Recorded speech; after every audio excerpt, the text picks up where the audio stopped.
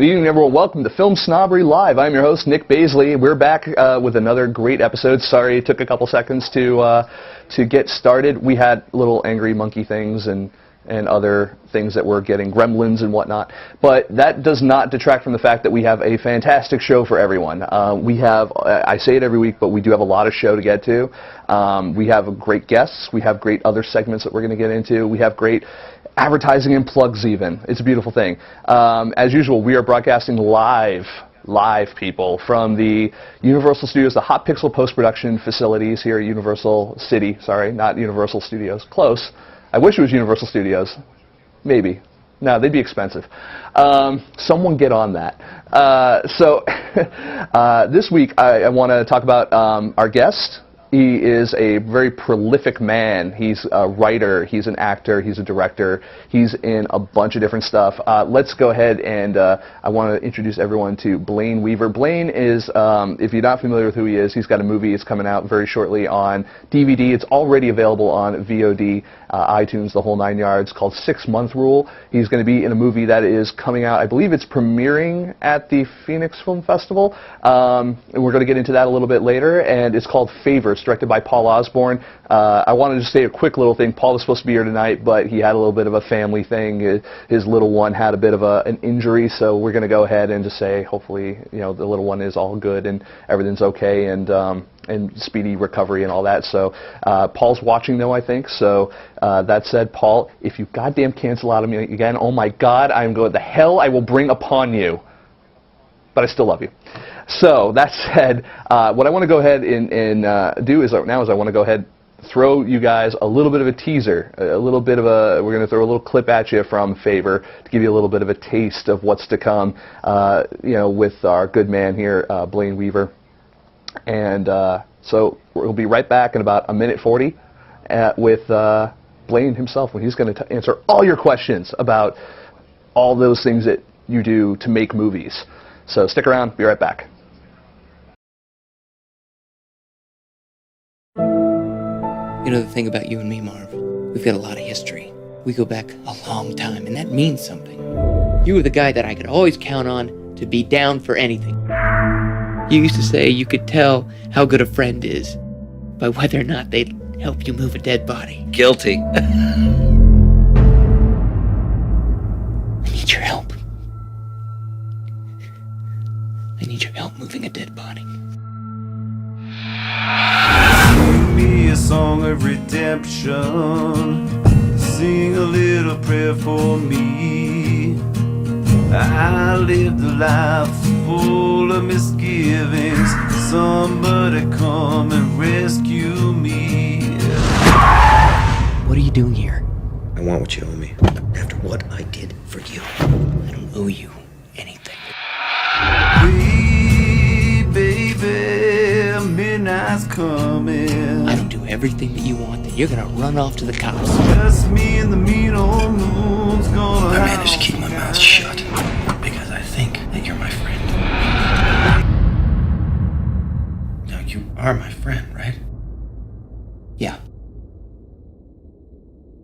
Then you best keep me believing it.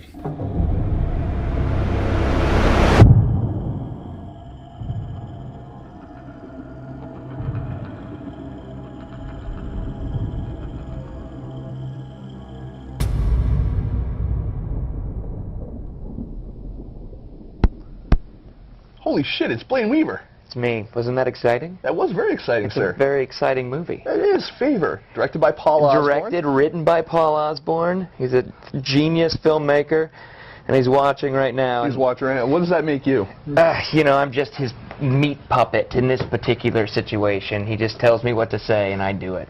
Now, how did you and Paul first meet? Was it during the filming of the documentary? Yeah. Paul did this documentary called Official Rejection, which is we were just talking about before the interview, and it's great. It's about the film festival circuit, so if you're a filmmaker, you should check it out. I think it's on iTunes. It's definitely on Netflix.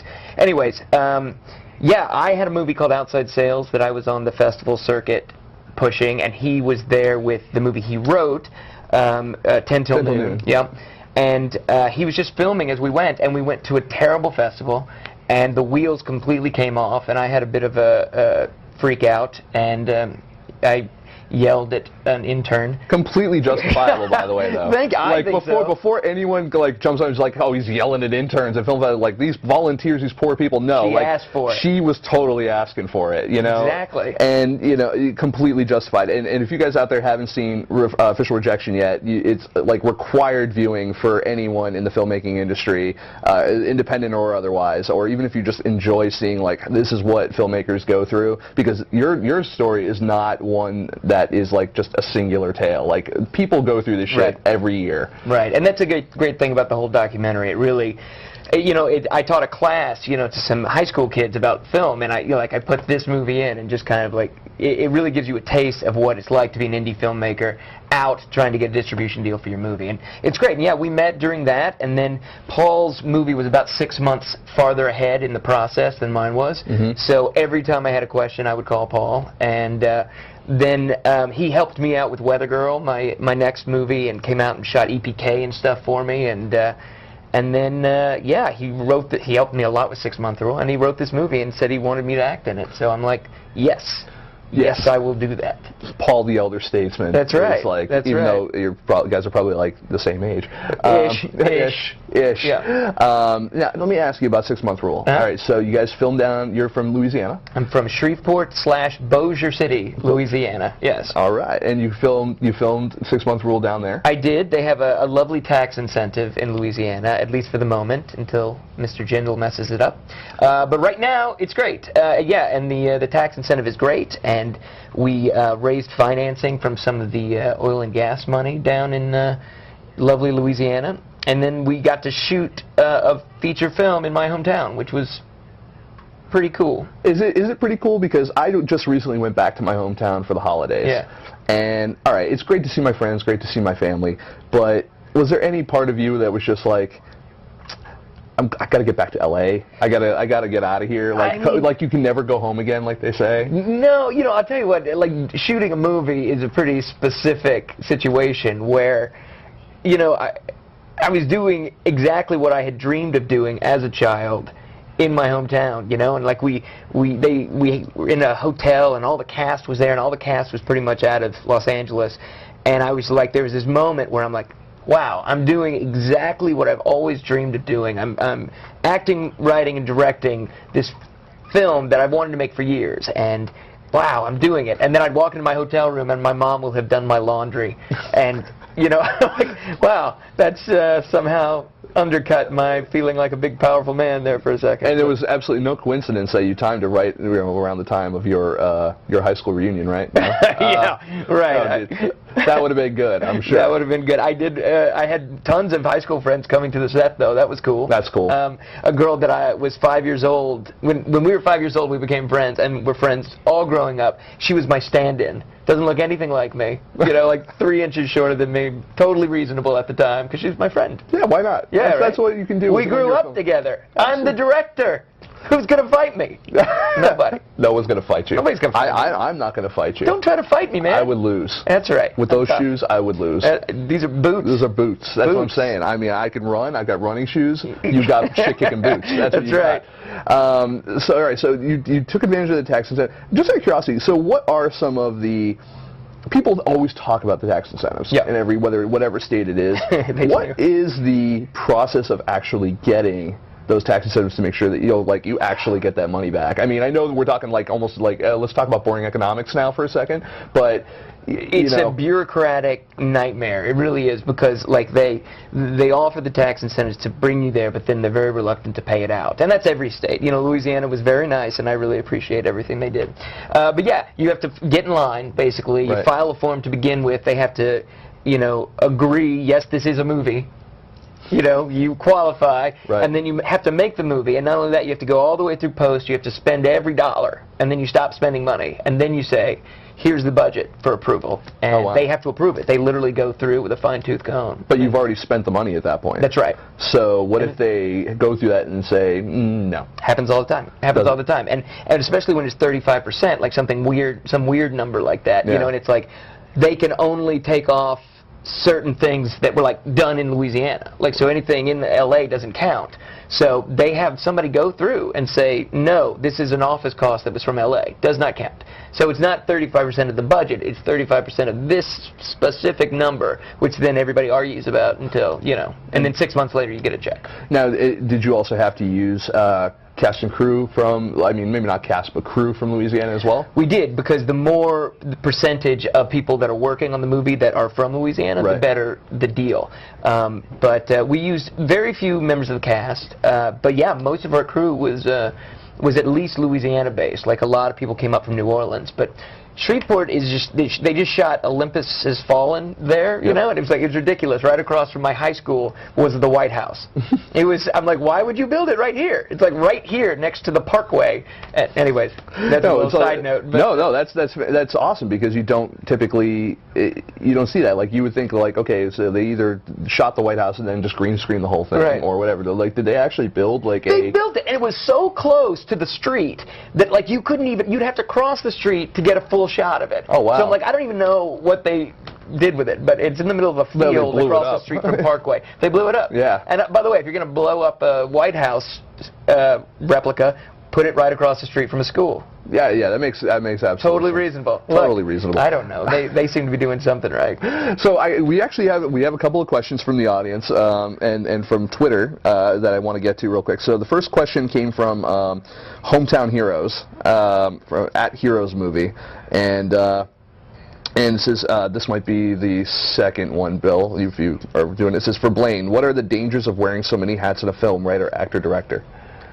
That's a good question. That's a really good question. My first movie that I did... Don't pander to the audience. Sorry, Hometown Heroes, you're my favorite person ever. Why don't you buy a copy of 6 Month Rule, now available for pre-order? Yes. On Amazon. It is, okay, so my first movie, Outside Sales, was just a movie that I made with my friends. Like, friends in an acting class. I've been on set, you know, for a long time. Like, I was a teenage actor, you know, and I was like, I think I can do this. So I directed that movie, and I was in it. And they were all my friends, and it was really chill and relaxed, and, like, the only question was, can I direct this thing? You know, can I put it together? But everybody was game.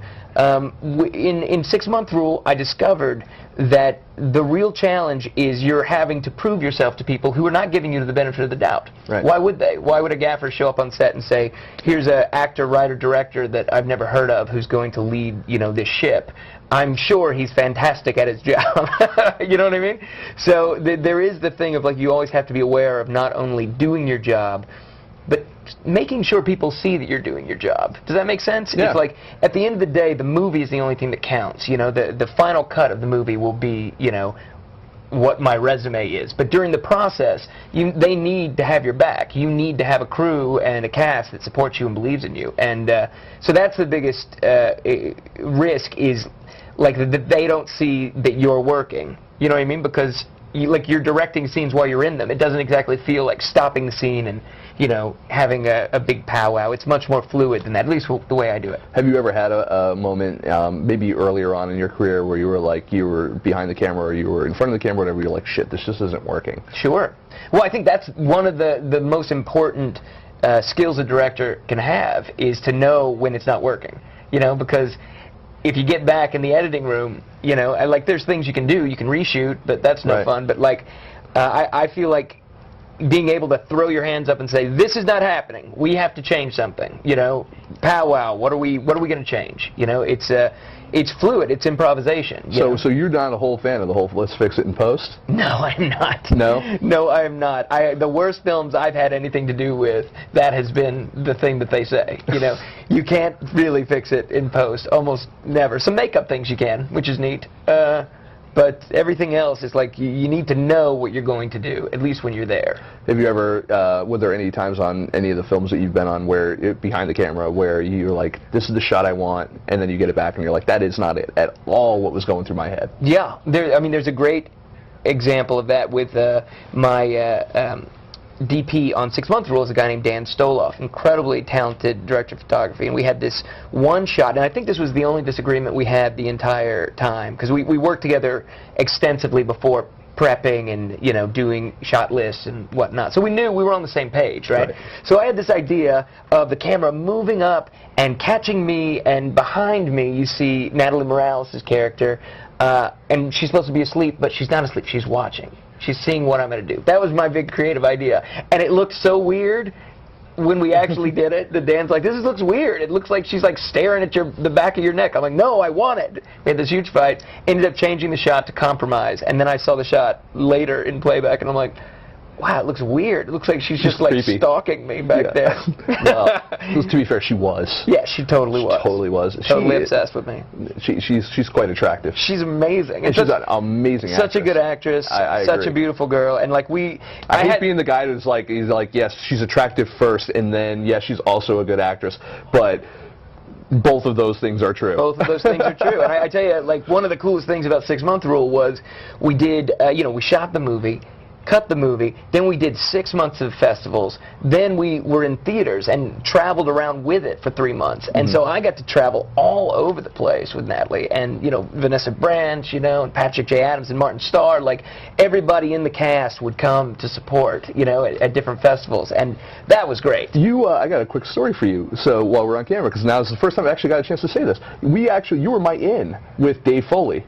Boom. Boom. He was at a comedy thing, and he was performing, and I happened to just be standing next to him, and I'm like, by the way, you were really great in 6 Month Rule. And he goes, oh yeah, did you see it? I was like, yeah, I know Blayne Weaver, blah, blah, blah. He's like, oh, fantastic movie. I really had a great time. And it was just, that was my in to be able to finally talk with Dave Foley. Dave Foley is a hell of a guy. Like, the truth about Dave Foley is he is exactly as cool as you would think he would be. Yeah. You know? It's like, just seeing him on news radio, you think, this is a fun guy. Like, I'd like this guy. I've been a Kids in the Hall fan for my entire life. Because you're smart. Yeah.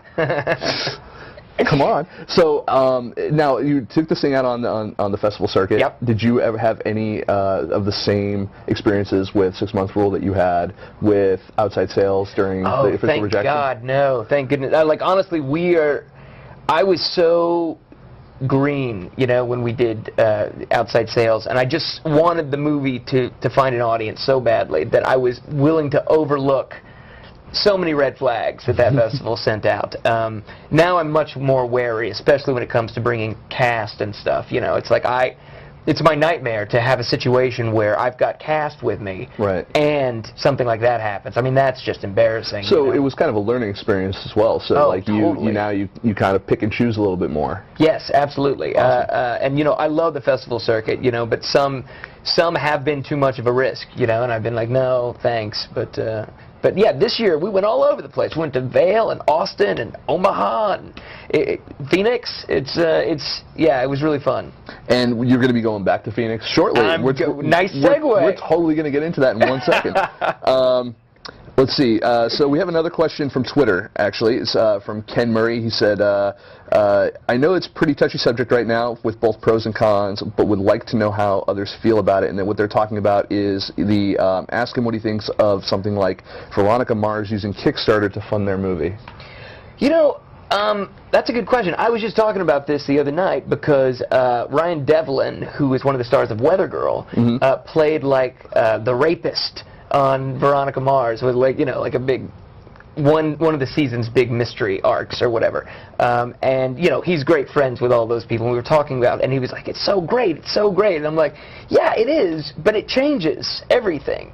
You know, and I don't think that's bad. I think what I like about the Veronica Mars thing is that the reason it happened is because of fans. Right. You know, it is the spirit of crowdfunding in that regard. Exactly. And it's like, I don't think that movie goes without the Kickstarter thing. Now, I'm not saying that studios won't jump in on this and be like, all right, we would like to pad, you know, the budget a little bit, and, you know, that I'm not the biggest fan of, but, like, I love the fact that a big movie is going, and all those people will not get paid anything. That's another part of the, you know, the thing that I love. At least that's my guess. I'm guessing that, like, Kristen Bell is, like, waiving fees and stuff like that. Or, it feels or like at the very least going down to scale or some sort or something, yeah. Anyways, it feels like it's in the right spirit. I think it does change everything. I think that's true. Do you think that, I asked this to a couple other people before as well, but do you think that because of it's specifically Veronica Mars, why some people have misgivings about it, that it's the specific property, would it be different if it was a Doctor Who or a Firefly or another very fan-driven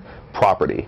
I think you may be right, because I think the same people, I think that there's an indie film crew, you know, that maybe Veronica Mars isn't as iconic, you know, as something like Firefly or, you know, but I don't, like, we were having this conversation the other night, and a guy was like, you know, why don't they do it for Buffy? Buffy would make $20 million in a week, and I'm like, yeah, you're probably right. The funny thing about Buffy, though, is that it already has, like, you know, it has the comics, and it has all these other things that are already kind of living on, you know, beyond that, and Veronica Mars doesn't have that. Firefly has that, too. I mean, it has the, you know, it has comics, and, you know, there's so many fan films and stuff about that universe, and there's a great one out there, guys, check it out, it's called Browncoat's Redemption. It's a completely made fan film. Joss Whedon actually kind of gave his blessing on it and stuff like that, if you can find it. I have a copy. It's awesome. Benefits of being doing my job. You're a powerful man. You're a very powerful man. I am. Well, you should have seen the stuff I had to do to Paul to get a copy of Official Rejection. I can only imagine. I'm the reason why he had another kid, let me tell you. It doesn't even make sense. It doesn't at all, but I like saying it. So to sum up, I'm fine with it. You are. You know, I am. I think it will change everything. Do you think I think, you know, that's going to happen one way or the other. You don't think it's going to saturate an already saturated market? Yes, okay. I do think that. But I also think that you can't hold back.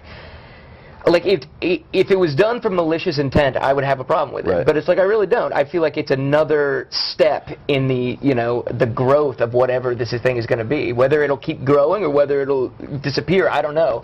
But I think it has changed, but I don't think we can stop that. You know, it's not just for struggling filmmakers, you know? No, and it gives you it really, I think, lends credence to the whole idea of, like, your audience comes first. Yeah, it does. You know, like, these guys wouldn't be where they are with their campaign now, which is like 4-point-something million or something, or 3-point-something million, you know, without these legions of fans behind them. Now, given they had to do X amount of seasons of that show to get True. But, you know, you look at a season of a TV show the way you would look at, you know, any other marketing initiative leading up to your film, whether it's you're releasing stills, you're releasing teasers, you're releasing interviews, you're doing all these things leading up to you asking for money. Right. And you're building that audience up and that base, that core. It's all about passion. I mean, that's the other thing, too. And these people are passionate about seeing these things on the screen, and that's what you're getting. We have more questions coming in. Great. I know. So you've got dozens of people are just sitting on the edges of their seats. I love this show because literally tens of people watch it. Tens of people. Tens of people. So let's go on to another one. Let's see. Wow, geez, there actually are tons of questions. Paul makes movies. Ask Blayne about his on-set nickname on Favor. I have no idea what you're talking about. I have no idea. Paul sees everything through a very tilted lens, I think. Does he? Nickname? I don't know. I doubt I would even share it on webcast if given the opportunity. Really? Was it about what a talented actor I was and how I was always prepared when I showed up for work? I bet it wasn't. No, not. It was the question. Oh, Paul. All right, well, let's go to the next one. Pink Star 14. Why is Paul's daughter so awesome? I can't imagine who might have said that. Yeah. I don't know if it's her sense of humor or her love of film.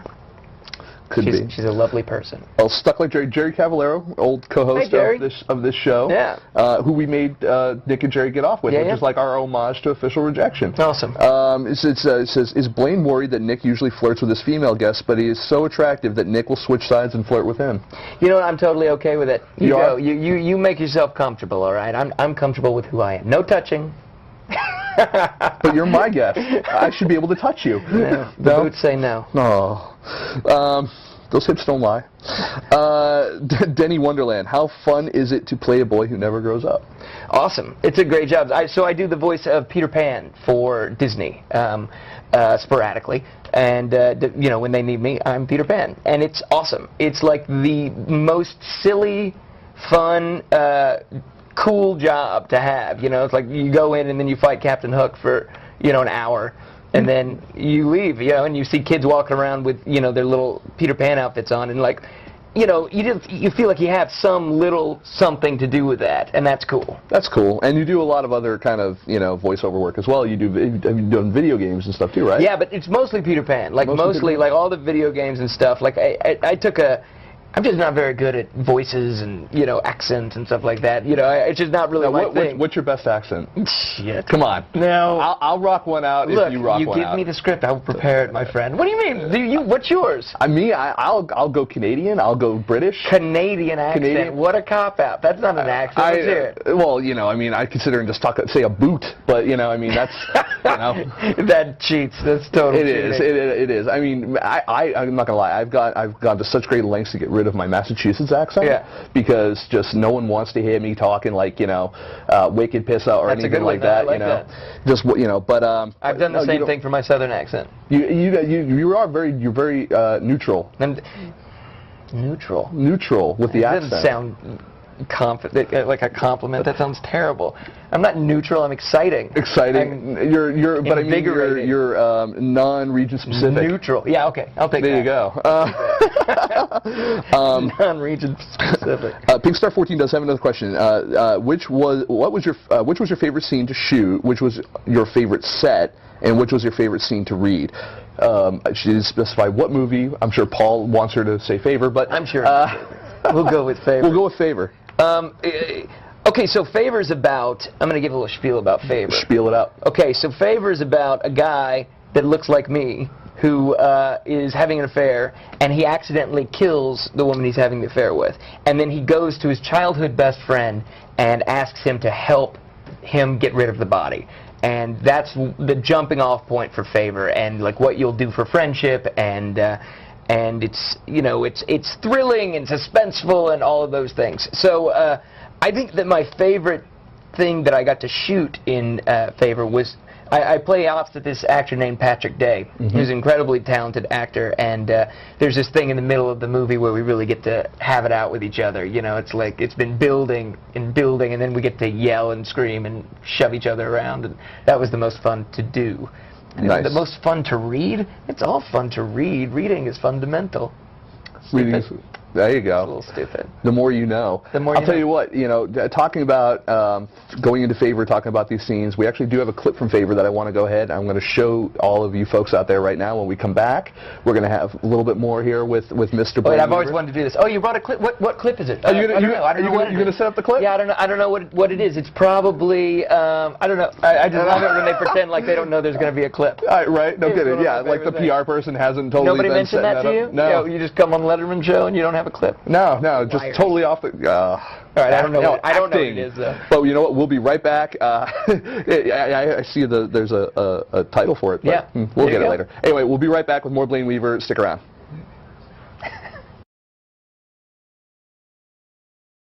I'm sorry, is it okay that I'm here? I mean, it's really late and you were sleeping. Of course, it's fine. I mean, I'm sure you have to be up in a couple of hours.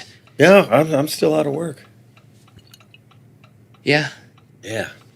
I'm sorry to hear that, Marvin. Yeah, that's life, right?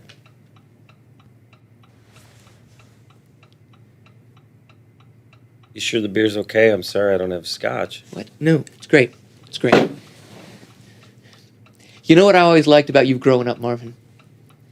You were the guy that I could always count on to be down for anything. Whatever it was. If I called and suggested it, you were game. Guilty. I love that about you, man. I love that I could count on you to be in. You used to say you could tell how good a friend is by whether or not they'd help you move a dead body. Yeah, that does sound like me.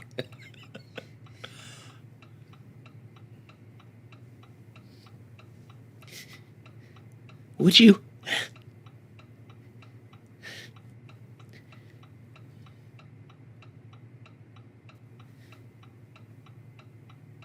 I need your help. I need your help moving a dead body.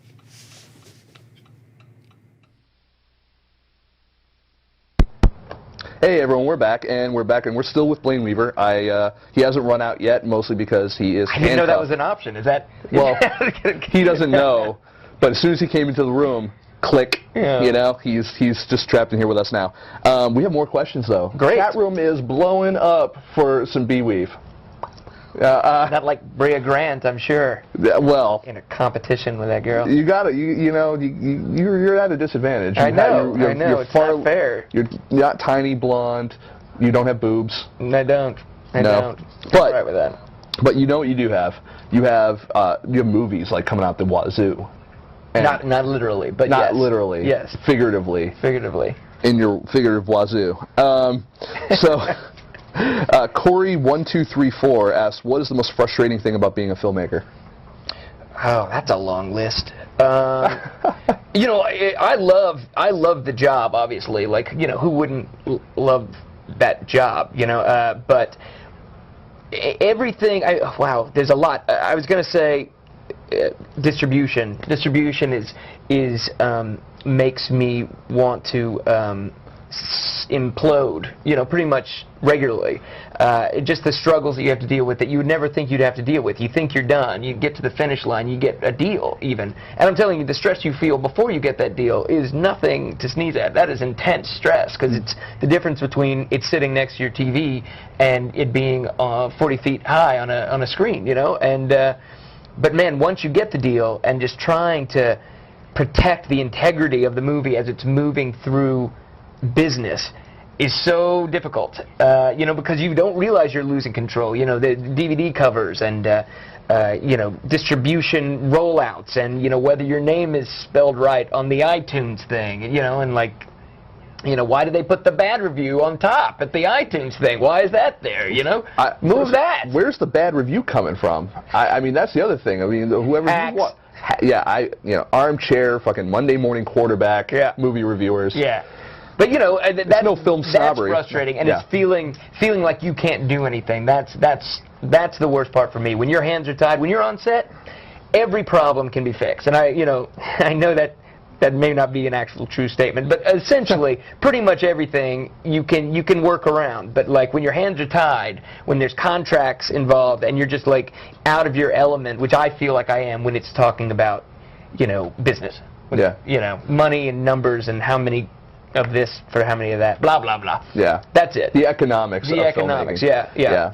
And that's, you find that to be more stressful than say finding financing for something or getting a project off the ground. I do, because like I wouldn't use the word stressful when it comes to financing. I would. It's frustrating, but it's like the thing about financing is it's not there until it is. Gotcha. You know, so you worry about it, you fret about it, you know, but I've always said that you never get to celebrate financing a movie, because it's always like, I think this is going to happen. It looks like this is going to happen. I think this guy's going to write a check. Has this guy write that check yet? When is that check coming? Wait a minute, if he doesn't write the check now, we're screwed. We've already done this and this and this, and then he finally writes the check, and you don't celebrate. You just heave the sigh of relief. And pay the bills that the money you've already promised. Exactly. Totally. It's like there's a whole different stress of having a movie on your shoulders that, you know, the money's spent. It's done. Now your job is to get it out in the world and it not to have a stupid picture on the cover of it. You know what I mean? It's like don't ruin it now. It's done. It's done. People are going to see this. Yeah. No, it's like the equivalent of like being the popular kid in high school or something like that, and then picture day comes around, and like it's you like doing that picture. I guess so. Yeah. You know? I like the analogy. Yeah, there you go.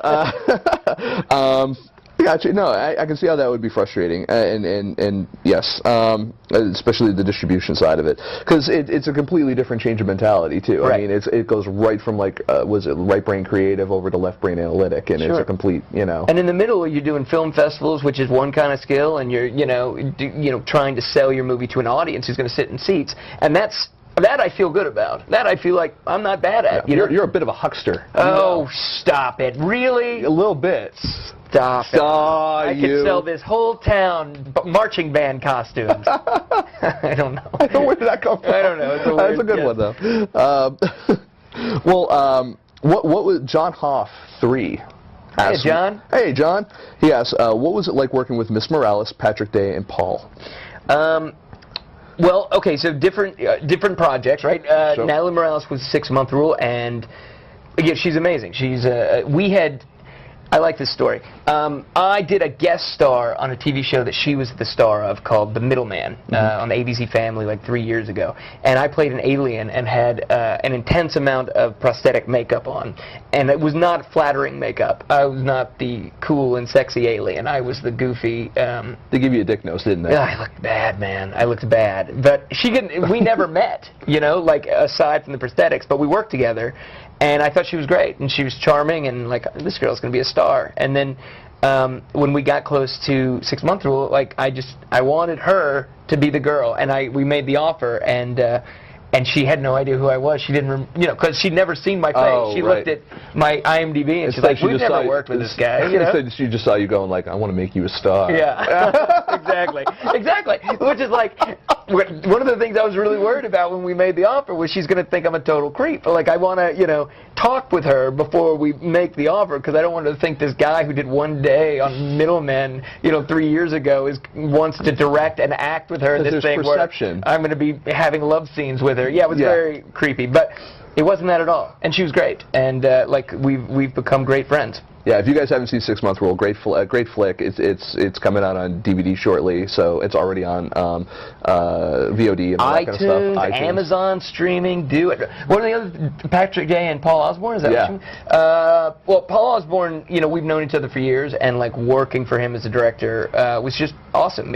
I think we have a shorthand, and there's something really special that happens when you have faith that the director knows what he's doing. You know, it's like I've seen it from both sides, luckily, and it was really cool to be on set and just know that Paul's got it. You know, he's got the ball. And Patrick Day, I mentioned a little bit earlier, fantastic working relationship. We're completely different, and I think it's really awesome when you can do a whole movie with pretty much just one other actor. You know, it's like it's very intimate, it's very organic, and we get to, you know, just react off each other, you know, for a 90-minute film, like all the way through, and it was a real joy.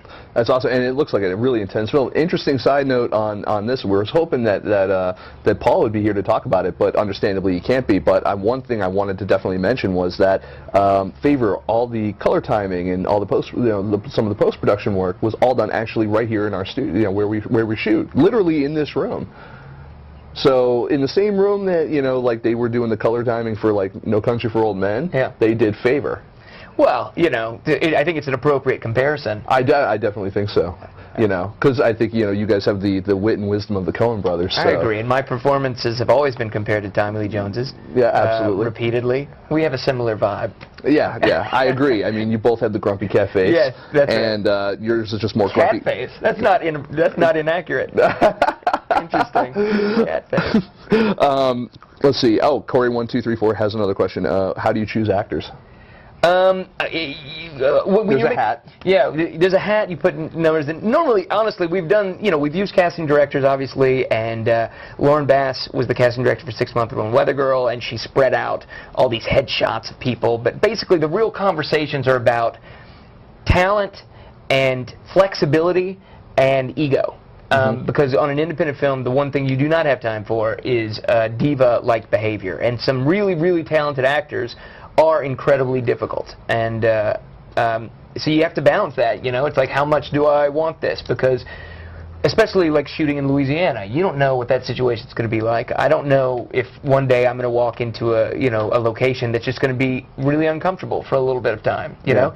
But you have to find people that are cool, you know, that you want to work with, that you want to be on set with, and also that can do the job. I know for a fact there are lots of good actors out there, you know, so I've never been, and you know, I've struggled as an actor since I was 15 years old. Right. I've never been one that gets really overly sensitive about, like, you know, he's the perfect person for this. It's like, well, you know, he's a version, you know, and that's what's funny about movies, is like, you choose that guy, it's a different movie than if you choose this guy, you know what I mean? It's like building the movie in your head and then letting these people bring the characters to life, and then me deciding, is that a movie I would want to watch?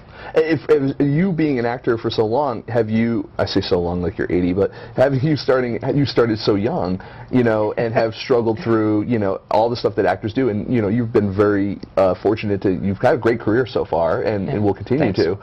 And you know, does that make you, though, really go out of your way for actors, try to pick people who are just coming up, or people that you feel that you've seen in other things that have talent that you want to kind of like, I want to give them a shot on something I'm doing because someone once gave me a shot? Yeah, I think that is definitely part of it. I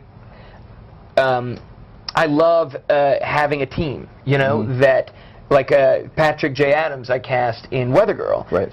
And he did a wonderful job in that film, and I just thought he was I saw him do a play after that, and I'm like, this guy is so talented. I'm like, I'd love to see him do something completely different than what he did in Weather Girl. And in Weather Girl, he's kind of, like this philosophical, couch potato, and then so I hire him to be like a sexy, badass rock star in 6 Month Rule, and like I love that dichotomy. I love giving a platform to an actor I know that can perform, a chance to do so. Like Mark Harmon doing that incredibly douchey anchorman in Weather Girl. Like, that's a huge stretch for Harmon. Harmon is not like that at all. Like, he is pretty much Gibbs. He is the guy, the tough guy that you see. And like to get to see an actor stretch and give him that opportunity, I love that. Like, that's a weird segue, being that we started talking about younger actors.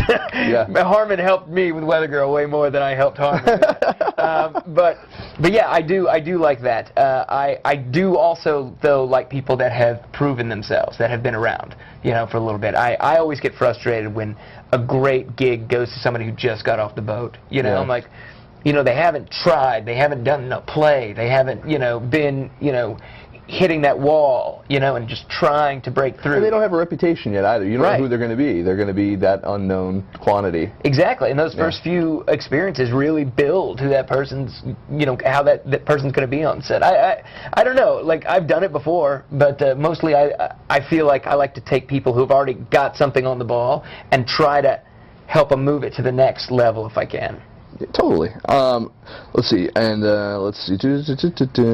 All right. How hard is it to avoid spoilers in interviews for any film?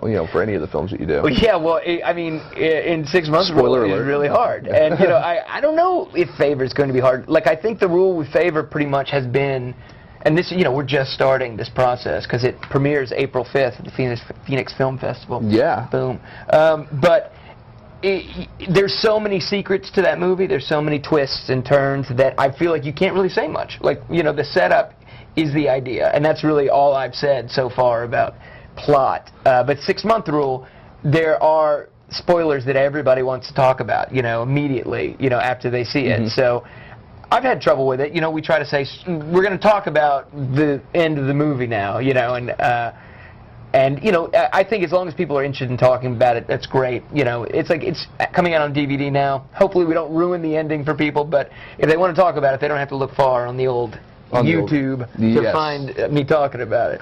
No, because one thing I like about you is you're an actor who likes to talk. True. I have such a hard time interviewing actors sometimes. Oh, really? It is sometimes like pulling information out of actors is like it's like pulling teeth. Yeah. It really is, and I like people like yourself and our past few guests that have been actresses that are just like I want to share everything. Yeah.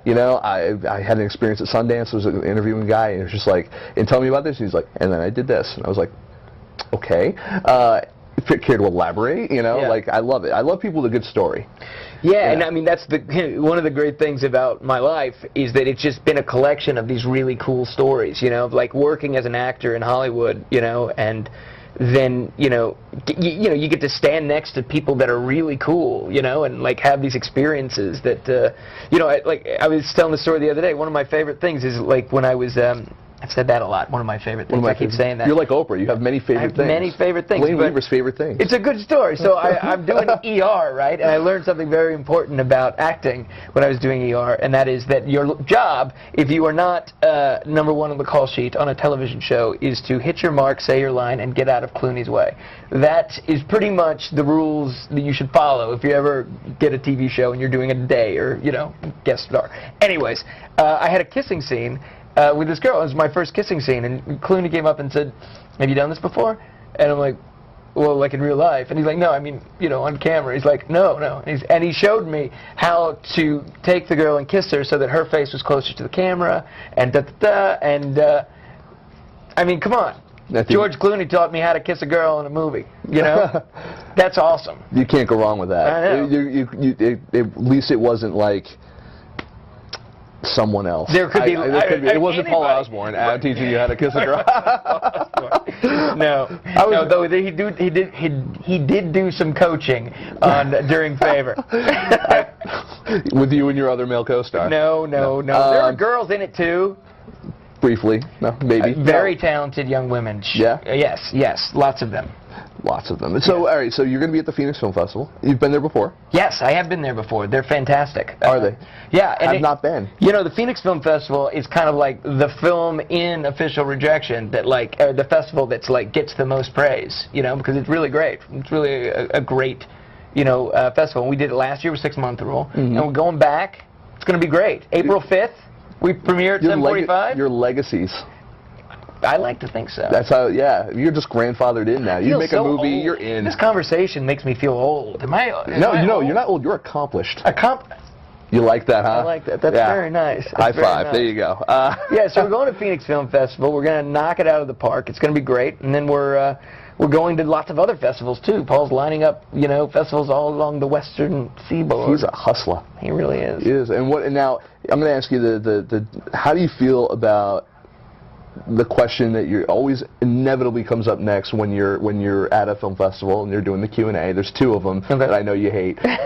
One of them is what's next. It's always, why can't now be good enough? What I'm doing now in the present, why can't that be good enough? Why is it always what's next? But literally, what's next? Well, I've got a couple of things I'm really excited about. I'm doing a movie that Paul and I wrote together, actually. Oh, cool. A movie called Clip Joint that's going to be a heist movie.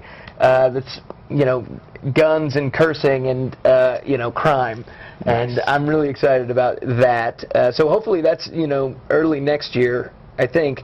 But other than that, I'm writing a bunch and auditioning a bunch, and I got this new movie, Favor. You do. You got this new movie, Favor, which is just kind of starting. It's premiering. So it's just starting. It's so great. So you got a whole 6 months to a year. I love being on the festival circuit, man. Like, we've made so many friends. Like this is. I've directed 3 films that have all done the festival circuit, but I've been traveling film festivals. Like we did Manic in 2001, which was the first screenplay that I wrote.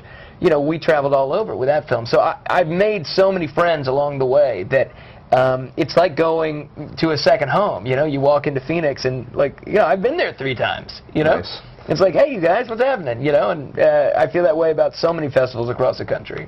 Yeah, I always like the festival experience because it's that summer camp feel every year. You know what I mean? Like you see your touring buddies, they're at usually the same. You usually end up going to a lot of the same festivals and stuff together. I hate the end of it because then it's like they're a lot of them unfortunately don't always make it to the next movie. Right. Right. So you guys are always. It's like my job is to help you guys promote your movies. So I'm always looking out. You guys' job is to make more movies. Right. So you guys get to focus kind of more on that part of it, whereas I'm still like, well, what happened to so-and-so? Right. No, totally. He just he died in Nam. He just faded into the background, real like Stand By Me style. Yeah, but the other side of that coin is that you meet so many filmmakers who, we're about to do Phoenix with Zach Forsman's movie, Down Dangerous. And it's their premiere looking forward too. To that. Yeah, me too. And we've met just by being filmmakers in this little circle, and it's like from that there's this friendship, and then we see his trailer and we love his trailer and he likes our trailer, and so we're all like team whatever LA filmmakers going to Phoenix, I guess. I don't know. Is there competitiveness at all? Well, shit, yeah, there's competitiveness. I mean, you don't want anybody who's a director of a film to be like, go ahead, I hope that you win everything. But that's the nature of it, It's like what's great is having colleagues who are smart and talented that we're gonna be doing this entire year with this movie, I mean, we may not hit all the same festivals, but I guarantee you we're doing at least 4 more with Down and Dangerous, Nice. And it's like, it's really cool to have, I think we'll be friends by the time this, thing is halfway done, and look forward to seeing each other, like we do now. Well, I mean, having known Zach for years at this point, man, great guy to be friends with. Well, hell, that's how I met Paul. Yeah. Like, that is, that's exactly what we're talking about. Before he was shooting me on that thing, we just met at the Dead Center Film Festival in Oklahoma. you know, and we hung out because we were the two LA guys. Yep. You know, and whatever, 5 years later, you know, we're writing a movie together, and I just starred in one that he directed, and, you know, maybe next year, you know, I'll be working with Zach, you know?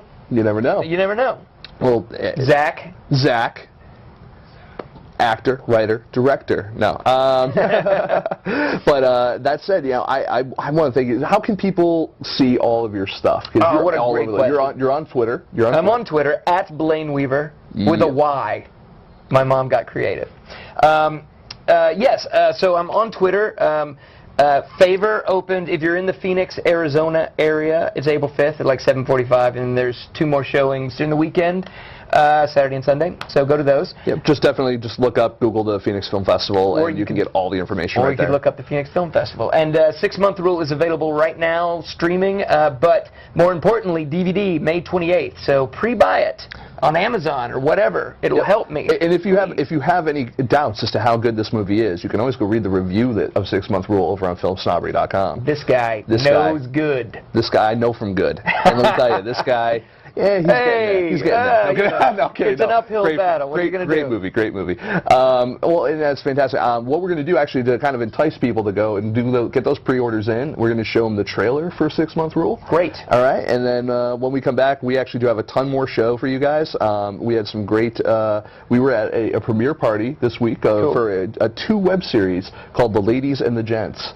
And right up here, you would like it. Great, I'll check it out. So we're gonna talk about that, and we're gonna show some stuff from that, and then more other shows. So we'll be right back. Check out this trailer for 6 Month Rule, and then go buy the DVD. Like right meow. Wow, what a great guy. I like it. Thanks. Thank you.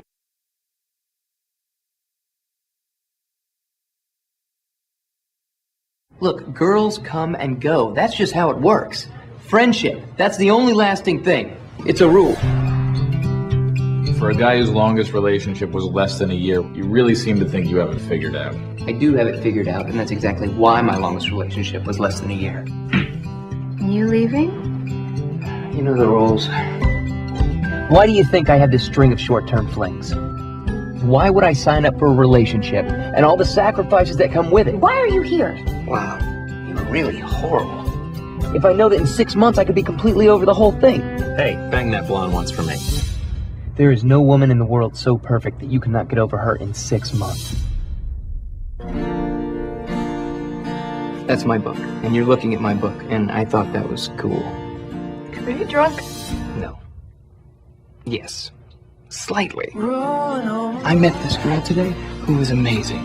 She's smart, like savvy. You and me, we got like a spooky synchronicity going on. I don't know what that means. There's the girl that you date, and then there's the perfect girl. The perfect girl, she makes you nervous, unsure of yourself. Who wants that kind of hassle, right? Hi. Hi.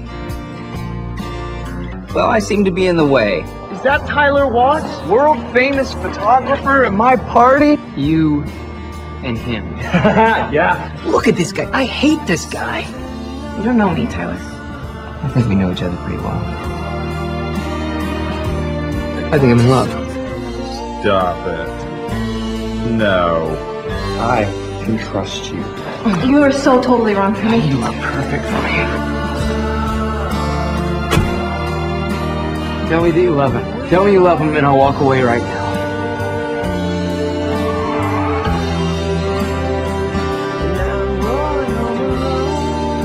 You have all these rules and theories about life. You want to hear one of my rules? Probably not. Don't date guys like you. That's a dumb rule.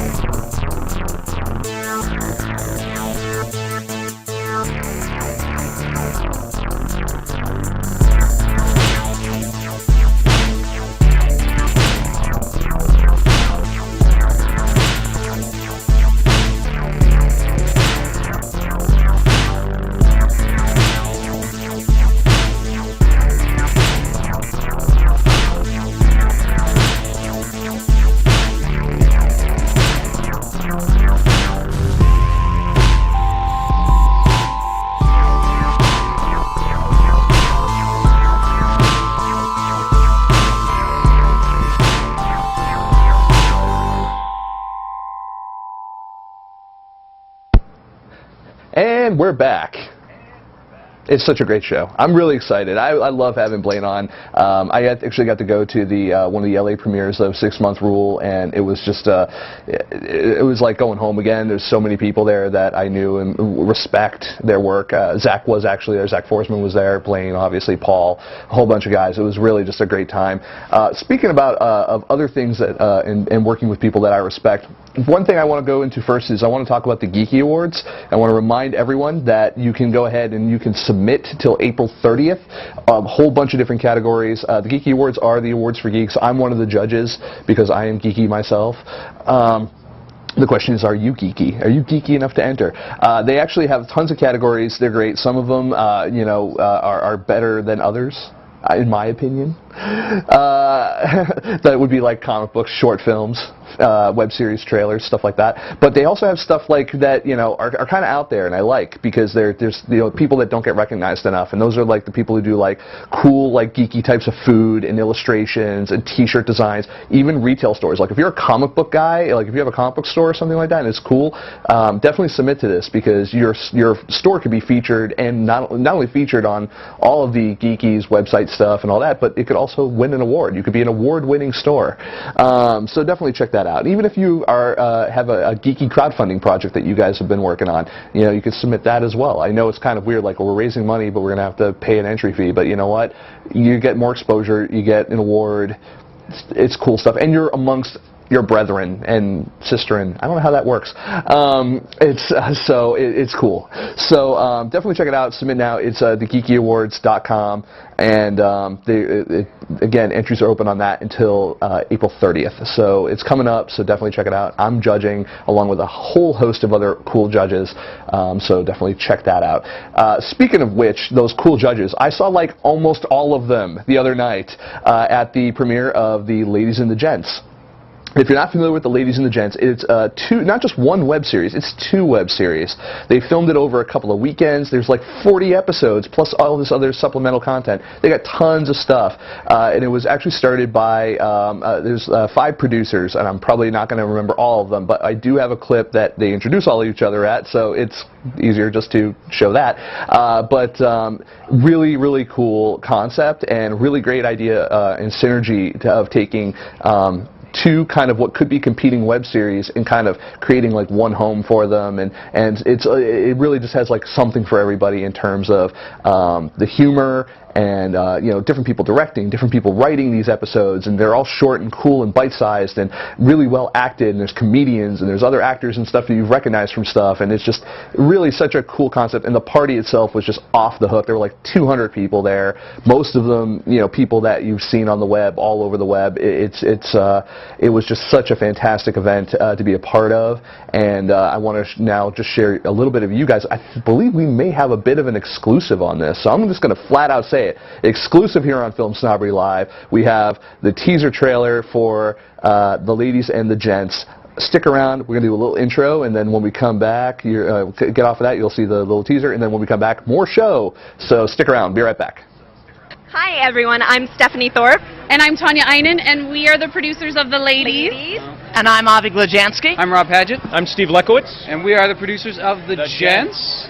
We can't wait to share the show with you starting April 9th right here at theladiesandthegents.com. But in the meantime, follow us on Twitter at Ladies Gents Show. Or Facebook.com/The Ladies and the Gents. That works too. And now, let's get our drink on. Yeah. Oh, yeah. Amen. Just a glance. Just a little plate. Hey, watch where you jet your... They look like an angry baby. I don't need the nanny state telling me when to flush my own waste. No way. We were photobombed. No! I say yes, I don't know. No, this is not...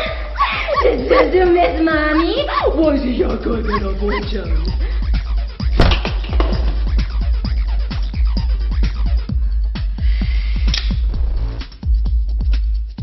I've already scoped out every entrance and exit from this room. You mean the one entrance? The only one, the one we came through? Yeah.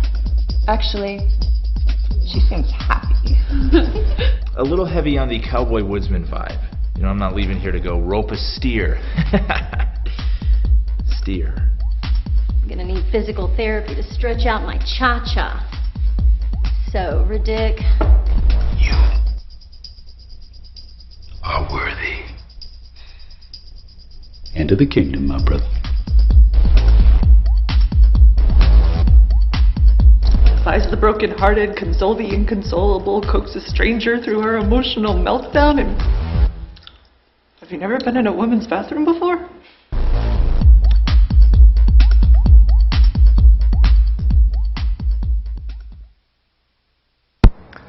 Hey, and we're back, and that's pretty much the end of the show. I mean, the ladies and the gents is going to be huge, mark my words.